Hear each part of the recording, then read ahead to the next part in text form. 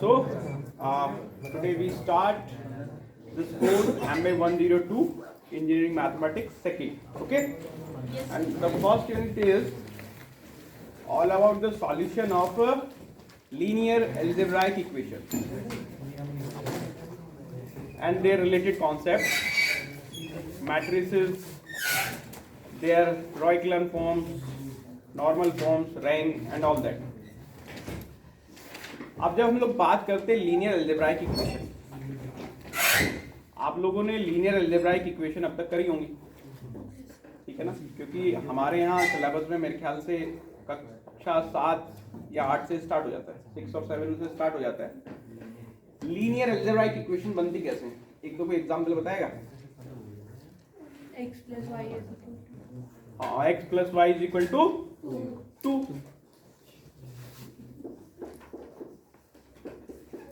And x minus y, let me say, is equal to 5. So these are the examples of a linear algebraic equation.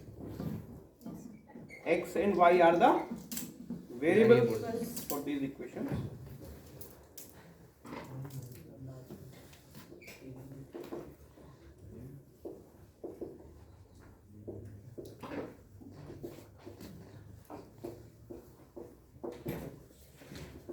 Linear algebraic equations. Here, x and y are variables. Okay. Generally mathematics में हम लोग क्या करते हैं, किसी ना किसी number की हेल्प से कोई क्वांटिटी हम लोग फाइंड करते हैं। और मैथमेटिक्स की बड़ी ब्यूटी है कि अगर हमारे पास वो क्वांटिटी का मेजर नहीं मालूम, उसका नंबर नहीं मालूम, तो अपन लोग क्या करते हैं, let x be the quantity, ठीक है ना? एंड दीज सिंबल्स एक्स, इनको तो वैसे तो जो ओरिजिनल नाम था इनका बीज बोलते थे, बीज गणितम। तो भास्कराचार्य की लिखी पुस्तक भी है बीज गणितम, उसका फिर अलजबर नाम के एक अरब मैथमेटिशियन ने ट्रांसलेशन करा अरबी में, और उसी के नाम पर इस सब्जेक्ट का नाम पड़ गया उसके बाद में अलजेब्रा, ठीक है? तो जनरली हमारा क्या है कि जब हमारे पास कोई नंबर, किसी क्वांटिटी का मेजरमेंट अवेलेबल नहीं है, तो हम लोग मैथमेटिक्स में किसी ना किसी सिंबल की हेल्प से, और जनरली सिंबल हम किसी भी लैंग्वेज के अल्फाबेट को ही लेते हैं। जैसे अगर कोई हिंदी मीडियम से पढ़ा होगा तो उसने माना क ख ग इस तरीके से, या alpha beta gamma a b c x y z. तो ये सारे सिंबल्स की हेल्प से फिर हम लोग कुछ इक्वेशंस क्रिएट करते हैं। इक्वेशन क्या होती है, किसको कहते हैं इक्वेशन? कोई बताएगा? इक्वेशन किसको बोलते हैं? जिसमें अननोन वेरिएबल होते हैं, जिसमें अननोन वेरिएबल होते हैं। और कुछ बताओ? जिसमें एलएचएस और आरएचएस एलएचएस होती है और आरएचएस होती है। एलएचएस क्या होती है, आरएचएस क्या होती है? equal to से सर इक्वल्स टू के लेफ्ट और राइट साइड हाँ, में वैल्यू, यानी कि एक एलएचएस यानी कि जिसको कि लेफ्ट हैंड साइड बोला, दूसरी आरएचएस राइट हैंड साइड बोला, उसके बीच में वो इक्वालिटी का चिन्ह होता है, ठीक है ना? अब एलएचएस में क्या होता है और आरएचएस में क्या होता है? वेरिएबल्स होते हैं LHS में। जनरली हम लोग जिस तरीके से नंबर्स के साथ क्या करते हैं, नंबर्स के साथ हम बेसिक फॉर ऑपरेशंस करते हैं, उनका एडिशन करते हैं, उनका सब्ट्रैक्शन करते हैं, उनका मल्टीप्लिकेशन करते हैं और उनका डिवीजन करते हैं, ठीक है ना? तो जो ऑपरेशंस हम लोग नंबर्स के साथ कर सकते हैं, वही ऑपरेशंस हम लोग सिंबल्स के साथ भी कर सकते हैं, ठीक है ना? जैसे मेरे पास कोई एक सिंबल x है, दूसरा सिंबल y है, तो मैं x प्लस वाई लिख सकता हूँ, मैं x माइनस वाई लिख सकता हूँ, मैं x इंटू वाई लिख सकता हूँ, x डिवाइडेड बाई y लिख सकता हूँ, ठीक है ना? प्रोवाइडेड कि हमारी वैल्यूज ऐसी हों जो इनसे, ये जो हम लोग फॉर्म कर रहे हैं ना, बताया मैंने x plus y, x minus y, x into y, x divided y, these are called expressions. क्या कहते हैं इनको? एक्सप्रेशन, ठीक है ना? तो जैसे x डिवाइडेड बाई y किया, y की वैल्यू अगर 0 है तो डिवीजन कर पाओगे क्या? No. तो ये कुछ चीजें जो हमें ध्यान में रखनी होती हैं कि भाई जो पॉसिबल है करेंगे तो वही, ठीक है ना? जो नंबर्स में पॉसिबल है वो ही सिंबल्स में हम लोग करेंगे। जैसे 0 से हम लोग डिवाइड नहीं कर पाते या कर देते हैं किसी फाइनाइट क्वांटिटी को, तो उसको इनफाइनाइट मान लेते हैं। तो इसी तरीके से x डिवाइडेड बाय y किया तो y की वैल्यू 0 नहीं होनी चाहिए, ऐसी कंडीशन हम लोग वेरिएबल्स पर लगा के रखते हैं। तो जो इनके all possible plus minus multiply divide से कॉम्बिनेशन बनते हैं वेरिएबल्स के, वो कहलाते हैं एक्सप्रेशन। क्या कहलाते हैं? एक्सप्रेशन। लेफ्ट हैंड साइड में भी कोई एक्सप्रेशन होगा और राइट हैंड साइड में भी कोई एक्सप्रेशन होगा, और दोनों के बीच में जब मैं इक्वलिटी रखूंगा तो वो क्या कहलाएगा? इक्वेशन कहलाएगा। राइट हैंड साइड में या लेफ्ट हैंड साइड में किसी एक साइड में कोई एक्सप्रेशन ना हो के कोई कांस्टेंट वैल्यू भी हो सकती है, ठीक है ना। जैसे यहाँ पर x प्लस वाई एक एक्सप्रेशन है, 2 क्या है? कांस्टेंट है। तो x प्लस वाई एक एक्सप्रेशन है, और जब इसको मैंने इक्वल टू 2 कर दिया तो ये क्या बन गई? मेरी इक्वेशन। क्या बन गई? मेरी इक्वेशन। ऐसे ही x माइनस वाई का दूसरा एक्सप्रेशन है, 5 के इक्वल कर दिया तो ये भी मेरी क्या बन गई? इक्वेशन बन गई, ठीक है ना। तो बीज गणित में, या जिसको हम लोग अलजेब्रा कह के स्टार्ट करें, उसमें हम लोग क्या करते हैं कि जब हमारे पास कोई ऐसी सिचुएशन आती है कि किसी क्वांटिटी को मुझे फाइंड आउट करना है और वो क्वांटिटी मुझे मालूम नहीं है, I do not know that, तो मैं क्या करता हूं? I assume that with the help of any symbol, let x be this one, let y be this one, और जो गिवन कंडीशंस हैं उन कंडीशन पर बेस्ड होकर मैं कुछ इक्वेशंस को फॉर्म करता हूं, ठीक है। अब आप कहोगे कि इक्वेशन बना ली, फिर इक्वेशन का क्या करना है? इक्वेशन का हमेशा निकाला जाता है सॉल्यूशन, ठीक है ना। तो सबसे पहली चीज ये है कि हमको देखना ये है कि जो इक्वेशन मैंने बनाई है उन इक्वेशन का सॉल्यूशन एग्जिस्ट करता है या नहीं करता। भाई अगर सॉल्यूशन ही एग्जिस्ट नहीं करता तो फिर सॉल्यूशन तो नहीं निकलेगा। तो सॉल्यूशन निकलेगा ही, ये जरूरी नहीं है, ये भी क्वेश्चन मार्क है कि सॉल्यूशन होगा या नहीं होगा। इसी को बोलते हैं एग्जिस्टेंस की प्रॉब्लम। अगर सॉल्यूशन एग्जिस्ट करता है then we go for finding the solution. हम लोग सॉल्यूशन को फाइंड आउट करने के लिए मूव करते हैं, ठीक है ना। और उसके बाद एक और क्वेश्चन आ जाता है, सॉल्यूशन अगर है वो सॉल्यूशन मेरा यूनिक होगा या नहीं होगा। एक ही सॉल्यूशन है या एक से ज्यादा सॉल्यूशन। और पूरे मैथमेटिक्स में हम लोग इक्वेशन बनाते हैं और उनका सॉल्यूशन सर्च करते हैं। ये हमारा मैथमेटिशियंस का बेसिक काम होता है, जिसको कभी कभी मैथमेटिकल मॉडलिंग भी हम लोग बोल देते हैं, और फिर उसके सॉल्यूशन को फाइंड आउट करते हैं। तो जो हमारे सामने बेसिक कभी कभी प्रॉब्लम्स एनकाउंटर होती है, जैसे आप लोगों ने पढ़ा होगा कि मेरे पिताजी की उम्र मुझसे दुगनी से 5 ज्यादा, एक कंडीशन ये दे दी, फिर दूसरी कंडीशन और बता दी मेरी और मेरे पिताजी की उम्र के बीच में, तो उनका हम लोग इक्वेशन बनाते हैं और फिर उनका सॉल्यूशन करते हैं। ये सब आप लोगों ने किया भी है, ठीक है ना। अब क्वेश्चन ये है कि यहां पर कितने वेरिएबल है? दो। सवाल ये है कि क्या 2 ही वेरिएबल की इक्वेशन हो सकती हैं? नहीं। 3 की भी हो सकती है, 4 की भी हो सकती है, 5 की भी हो सकती है। कितनी इक्वेशंस हैं?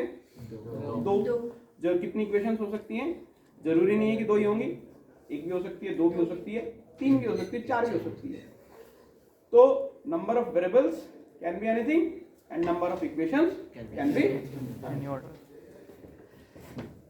अब जैसे जैसे सॉल्यूशन निकालने के लिए मैं ज्यादा इक्वेशंस लूंगा और ज्यादा वेरिएबल्स लूंगा तो मेरी कॉम्प्लेक्सिटी बढ़ेगी कि नहीं बढ़ेगी? यस, बढ़ेगी। नेचुरल सी बात है, बढ़ेगी।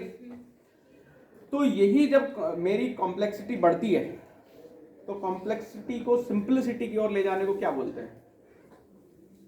सिंप्लीफिकेशन तो बोलते हैं, बात तो ठीक है। इसको बोलते हैं आर्ट। क्या बोलते हैं? आर्ट। एक कला है, ठीक है ना। किसी भी कठिन चीज को सरल बना देना एक कला है। सच्चाई है कि नहीं है? यस। तो इसलिए मैथमेटिक्स को एक आर्ट भी कहा जाता है। और अगर आप लोग देखोगे मैथमेटिक्स के फील्ड में आपको एमएससी की डिग्री मिलती है तो बहुत जगहों पर एमए की डिग्री मिलती है, मास्टर ऑफ आर्ट।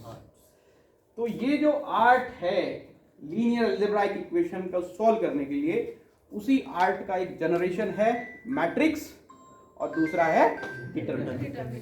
तो मैट्रिक्स और determinant they are all related with the solution of linear algebraic equation. ठीक है ना?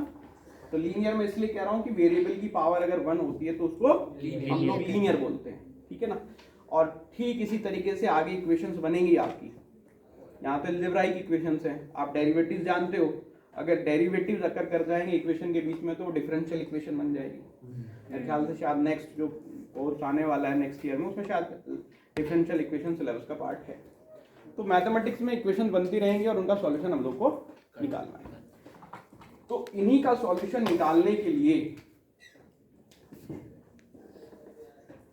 हम लोग इंट्रोड्यूस करेंगे मैट्रिक्स को और डिटरमिनेंट।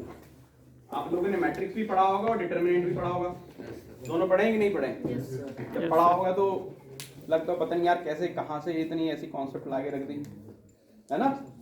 ऐसे मैट्रिक्स आ गया, डिटरमिनेंट आ गया, लेकिन मैट्रिक्स कहाँ से आया, डिटरमिनेंट कहाँ से आया? ये सब आया है जब हम लोगों ने लीनियर अलजेब्राइक इक्वेशन का सॉल्यूशन फाइंड आउट करने के लिए मेथड डेवलप कर, ठीक है ना। है सब कुछ वही, क्योंकि इसको जनरली आप किस मेथड से सॉल्व करते हो? सब्स्टिट्यूशन से, या फिर उसको उससे पहले क्या बोलते हैं? एलिमिनेशन बोलते हैं ना। एलिमिनेशन से करते हैं या सब्स्टिट्यूशन से भी कर देते हैं, ठीक है ना। अब सब्स्टिट्यूशन से भी इजी है, एलिमिनेशन से भी इजी है, लेकिन जैसे जैसे नंबर ऑफ वेरिएबल्स बढ़ेंगे, जैसे जैसे नंबर ऑफ इक्वेशंस बढ़ेंगी, कॉम्प्लेक्सिटी हमारी बढ़ती चली जाएगी, ठीक है ना। तो ये सब कुछ वैसे तो जो पुराने हमारे टेक्स्ट हैं लीलावती बीजगणित में उसमें भी मिलता है, और आजकल मॉडर्न फॉर्म में एक चाइनीज मैथमेटिकल टेक्स्ट बुक है 9 चैप्टर्स ऑन मैथमेटिकल आर्ट, ये नाम है चाइनीज टेक्स्ट का।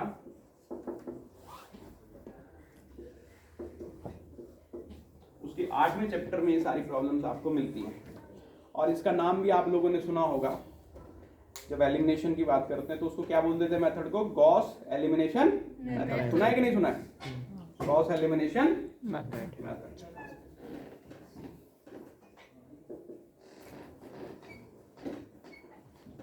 इनके सॉल्यूशन के लिए यूज होता है, लेकिन जो इसमें 8 चैप्टर है उस 8 चैप्टर का नाम है फॉन्ग चैंग।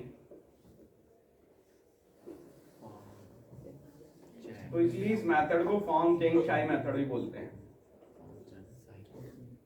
ठीक है ना। तो जो ट्रांसमिशन ऑफ नॉलेज है, चाहे वो मैथमेटिकल नॉलेज है, टेक्नोलॉजी की नॉलेज है, वो ऑल अक्रॉस द ग्लोब, कभी कहीं चली गई, कभी कहीं से कहीं चली गई। तो हमें लगता है यार घोष ने बता दिया तो नाम रख दिया उसका गॉस एलिमिनेशन मेथड। और चाइनीज भी कहाँ आते थे पढ़ने के लिए? नहीं आते थे ना। सुना होगा वेन सांग और फाइयान, कहाँ पढ़ते थे? नालंदा यूनिवर्सिटी, ठीक है। नालंदा यूनिवर्सिटी को किसने जला के खराब कर दिया था, बर्बाद कर दिया था? अलाउद्दीन खिलजी, बख्तियार खिलजी ने। तो इसलिए ये सब हिस्ट्री है, this is also the part of the history of mathematics. But so far the matter that is coming out, the importance is that the matter is coming out of these books, okay. So now let us coming back,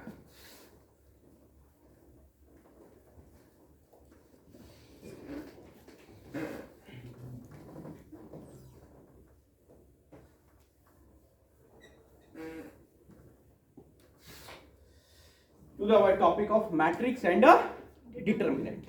So how did matrix come into the picture, determinant come into the picture? मैं एक छोटी सी equation लिखता हूँ, वही 2 variable वाली, a11 x1 plus a12 x2 is equal to b1, a21 x1 plus a22 x2 is equal to b2, ठीक है। इस तरीके की इक्वेशन का सॉल्यूशन आप लोगों ने कर रखा है पहले से, ठीक है ना। तो उसके जनरल फॉर्म में लिख दिया मैंने, ये कोएफिशिएंट हो गए, x1 और x2 मेरे क्या हो गए? वेरिएबल्स, ठीक है ना। तो जो सारे यहाँ पर हैं a11 a12 a21 a22 b1 और b2, ये क्या है मेरे? कांस्टेंट, यानी कि इनकी वैल्यू होगी कोई ना कोई। वैल्यू तो वेरिएबल की भी होती है, लेकिन अगर किसी भी प्रॉब्लम को, क्योंकि ये तो मैंने जनरली रिप्रेजेंट किया है, अगर कोई मुझे प्रैक्टिकल प्रॉब्लम मिलेगी तो यहाँ पर मेरी वैल्यू होगी, जैसे वहां पर क्या था x प्लस वाई, तो यानी कि a11 की वैल्यू 1 और a12 की वैल्यू 1। तो ये वैल्यूज गिवन होगी, जो वेरिएबल है उसकी वैल्यू गिवन नहीं होगी, उसकी वैल्यू फाइंड आउट करना है।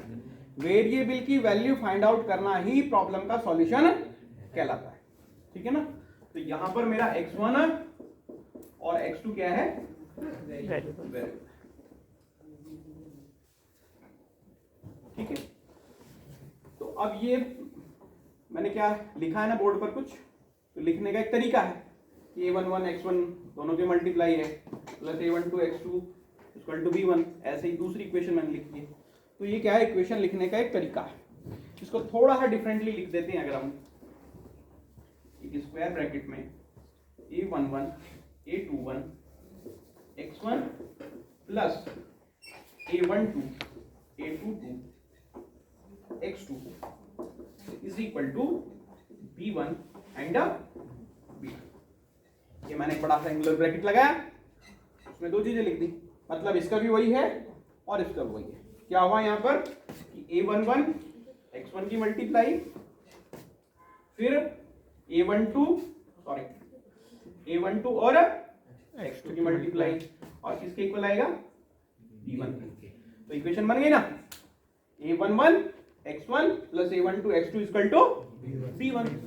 और यहाँ पर a21 की मल्टीप्लाई किसके साथ में, x1 के साथ में, प्लस a22 की मल्टीप्लाई किसके साथ में, x2 के साथ में, क्या आया, b2।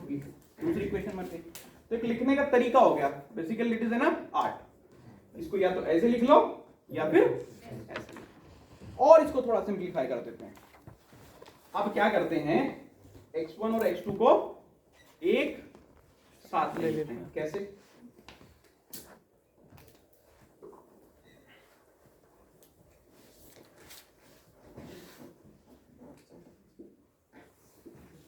a11 a12 a21 a22 x1 x2 is equal to b1 b2, ठीक है।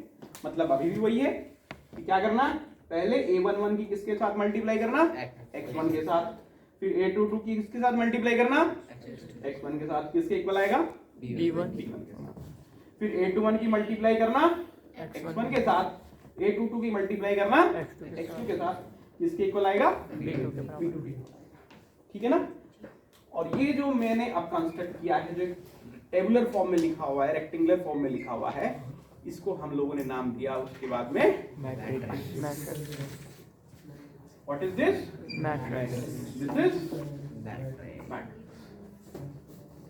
और फिर इस मैट्रिक्स से रिलेटेड बहुत सारी डेफिनेशंस, मैट्रिक्स का टाइप क्या है।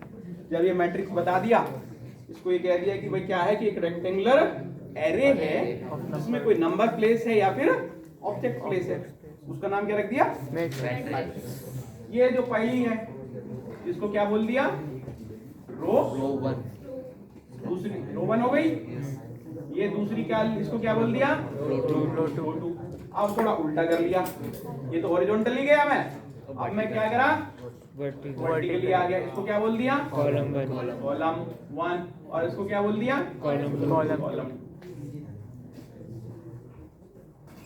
तो ये आया हमारा मैट्रिक्स। तो मैट्रिक्स कहां से आया, लीनियर अलजेब्राइक इक्वेशन, क्लियर। और लीनियर अलजेब्राइक इक्वेशंस हम लोग हमेशा से सॉल्व करते रहे हैं। तो उसका मतलब क्या है, किसी चीज को हमने अलग तरीके से लिखा और फिर उस अलग तरीके से जो मेरे पास आया उसका क्या नाम रख दिया मैंने, मैट्रिक्स रख दिया। तो अब इस मैट्रिक्स को मैं जनरलाइज कर देता हूं। यहां पर तो कितने ऑब्जेक्ट हैं, 4, 2 इस रो में और 2 इस रो में, ठीक है ना। अब रेक्टेंगुलर एरिया है तो इसको मैं जनरलाइज करूंगा, तो मैं ये कह देता हूं m नंबर ऑफ रोज और n number of column.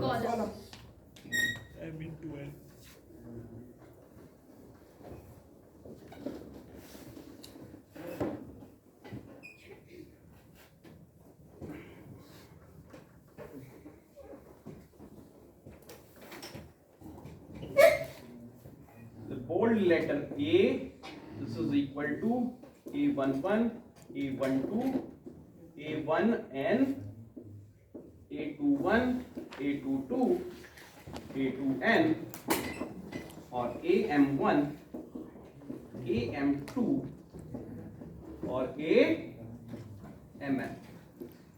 This is a matrix, general matrix, और इसकी टाइप हम लोग लिखते हैं, लिखा होगा पहले भी, क्या लिखते हैं? M by N the number of rows into number of columns. columns. तो number of rows हो गई M और number of columns हो गए by N. N. ठीक है? समझ नहीं आ रहा? कौन कह रहा? क्या समझ नहीं आया? मैंने तो सब कुछ पहले से किया हुआ है। हाँ। तो ये हो गया मैट्रिक्स, ये आप लोगों ने पढ़ा हुआ है, जिसको हम लोग डिफाइन करते हैं matrix is nothing but this is an rectangular array in which any object और numbers are placed in rows and columns. ये मैट्रिक्स की डेफिनेशन है। कहां से आई? समझ में आया ना? Yes.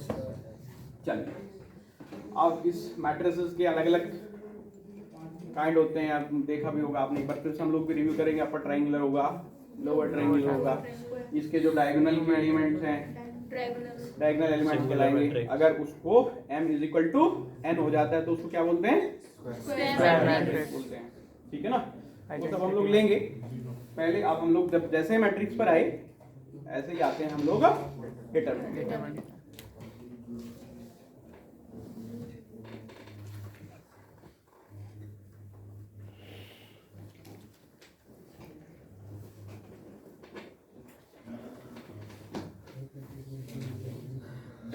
फिर से मैं टू इक्वेशंस, टू वेरिएबल्स आता हूं यहां पर। a11 x1 plus a12 x2 is equal to b1।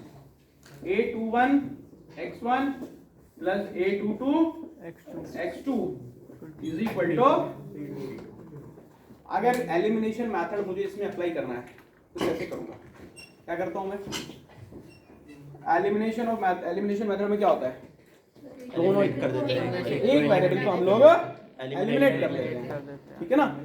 तो सपोज पहले मैं किसको एलिमिनेट करता हूं? x1।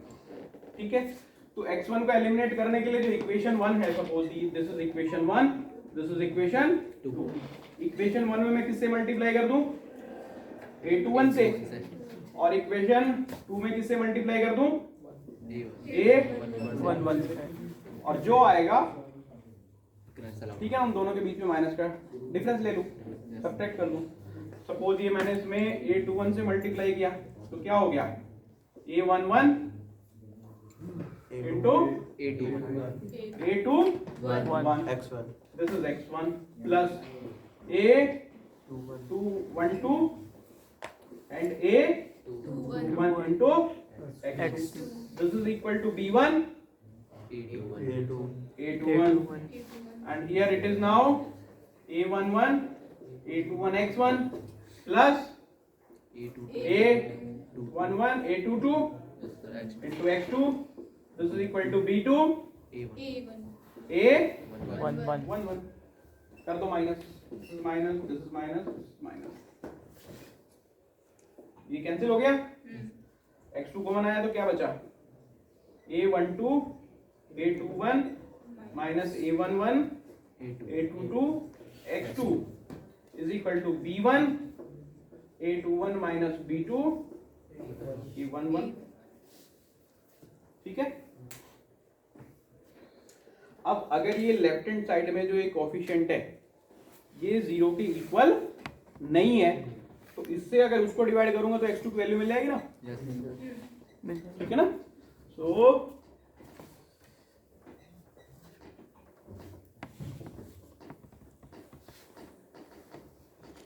if a12 into a21 minus a11 a22 is not equal to 0, then the value of x2 is p1 a21 minus b2 a11 and divided by a12 a21 minus a11 a22। और इसमें थोड़ा सा और मैं change कर देता हूं।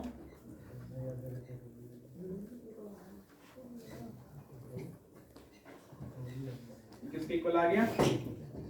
ऐसा भी लिख सकता हूँ B2 A11 minus B1 A21 divided by A11 A22 minus A12 A2। ये जो नीचे वाली डिनोमिनेटर वाली क्वांटिटी है, इसके लिए क्या रिक्वायरमेंट है? This should not be equal to 0। अब ये क्वांटिटी इंपॉर्टेंट है, ठीक है ना? इसी क्वांटिटी को हम लोग बोलते हैं डिटरमिनेंट। ये जो क्वांटिटी जो डिवाइड कर रही है इस मेथड के साथ में, ठीक है ना, ये क्वांटिटी क्या कहलाती है? Determinant. This is called determinant, ठीक है ना? और आपने देखा होगा कि जब आप एक 2/2 का डिटरमिनेंट निकालते हैं, A11 A12 और A21 A22, क्या करते हो आप? क्रॉस मल्टीप्लिकेशन करते हो ना, इसके साथ मल्टीप्लाइड माइनस इसके साथ multiplied. This is A11 A22 minus A12 A21। तो ये जो डिनोमिनेटर इस मेथड के साथ कंस्ट्रक्ट होता है, ये कहलाता है डिटरमिनेंट। अगर आप सेम प्रोसेस, अभी तो हमने कितने वेरिएबल के लिए किया? दो इक्वेशन के लिए। अगर सेम प्रोसेस आप 3 वेरिएबल और 3 इक्वेशन के लिए करेंगे, ठीक है ना, और सेम वहां पे प्रोसीजरली, भाई 3 इक्वेशन है मेरे पास, उसके बाद मुझको क्या लगाना है? Method of elimination. तो कैसे करना, जरा एक बार मैं लिखता हूं।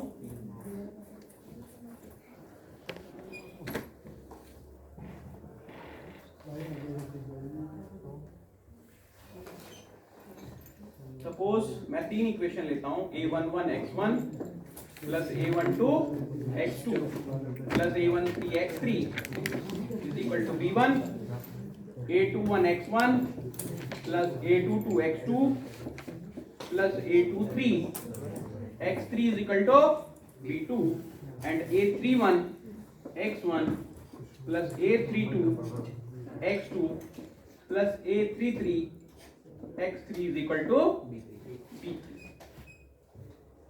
अब कितनी इक्वेशंस होगी मेरे पास? 3 इक्वेशन और 3 वेरिएबल, ठीक है ना? अब मैं एक काम करता हूं, 2 इक्वेशन ये लेता हूं और फिर 2 इक्वेशन ये ले लेता हूं, ठीक है ना?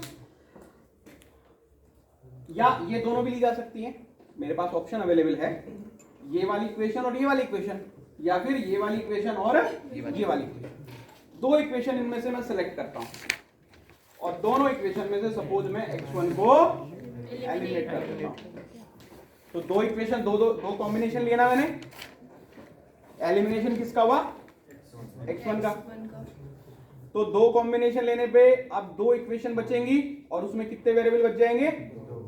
2 x2 और x3। फिर इन 2 इक्वेशंस में से जो अभी मेरे पास 2 इक्वेशन आई हैं, इन 2 इक्वेशन में से मेरे पास वेरिएबल कौन है? x2 और x3। सपोज अब मैं x2 को एलिमिनेट कर देता हूं, ठीक है ना, और उसके बाद x3 की वैल्यू निकल आएगी मेरे पास। तो यहां पर x3 की वैल्यू निकालने में जिस डिनोमिनेटर से डिवाइड होगा वो जो एक्सप्रेशन आएगा, that is nothing but the determinant A11 A12 A13 A21 A22 A23 A31 A32 A33। ये डिटरमिनेंट वहां पर आएगा और इस डिटरमिनेंट की वैल्यू आप निकालना जानते हैं, ठीक है ना? भाई डिटरमिनेंट का क्या करते हैं? एक्सपेंशन करते हैं, रो के अबाउट करो, कॉलम के अबाउट करो, कैसे करो। वो जो इतने ऑप्शंस हमें अवेलेबल हो पा रहे हैं, they are due to the factor जो मेरे पास ऑप्शंस अवेलेबल हैं एलिमिनेशन करने के, कॉम्बिनेशन बनाने में। जैसे एक कॉम्बिनेशन मैंने इस इक्वेशन को इसको लिया और इसको लिया, ऐसे कुछ अलग तरीके से कर सकता था, लेकिन हमेशा हर बार डिटरमिनेंट किसी भी रो या कॉलम की अबाउट आप एक्सपेंड करो, वैल्यू क्या आनी है आपकी? हमेशा सेम ही आनी है, ठीक है ना? तो ये जिससे डिवाइड होगा उसको हम लोगों ने नाम दिया है डिटरमिनेंट। लिखने का तरीका है टेबुलर फॉर्म में उसको हमने लिखा है। किस डेफिनेशन के साथ इसका एक्सपेंशन करना कि वही एक्सप्रेशन आए, वो सब आपको मालूम है, ठीक है।